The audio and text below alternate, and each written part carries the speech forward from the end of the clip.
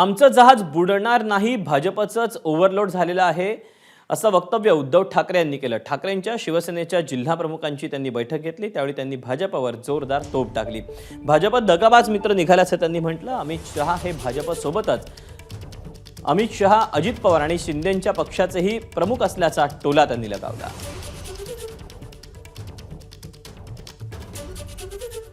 उद्धव ठाकरे आपल्या बैठकीत काय म्हणाले आपण पाहूया। काश्मीर हे कालही आपलं होतं, आजही आपलं आहे, उद्याही राहील। एक वेळ देशात भाजप राहणार नाही, पण काश्मीर आपलं राहील।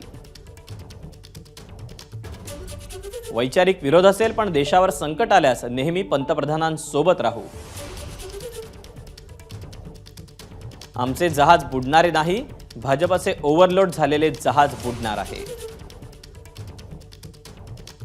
अमित शहा 3 पक्षांचे प्रमुख, ते अजित पवार शिंदेंच्या पक्षाचेही प्रमुख आहेत। सत्ता येते आणि जाते, पुन्हा सत्ता मिळवण्यासाठी कष्ट प्रयत्न करायचे।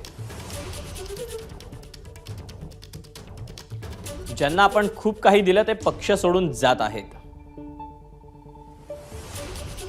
ज्याला सोडून जायचं त्याला जाऊ द्या, कार्यकर्ते आपल्या सोबत आहेत। दगाबाज मित्रापेक्षा दिलदार शत्रू बरा, भाजप दगाबाज मित्र निघाला। बाळासाहेबांचा मुलगा मुख्यमंत्री पदावर बसला तेव्हा ठाकरेंना संपवण्याची रणनीती भाजपनं आखली।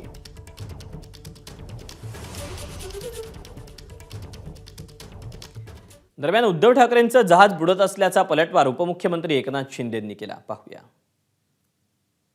अमित शहा हे 3 पक्षांचे पक्षप्रमुख आहेत, त्यांचं जहाज ओव्हरलोड झालेलं आहे। जे पक्ष सोडून गेले त्यांना जाऊ द्या, आम्हाला फरक पडत नाही।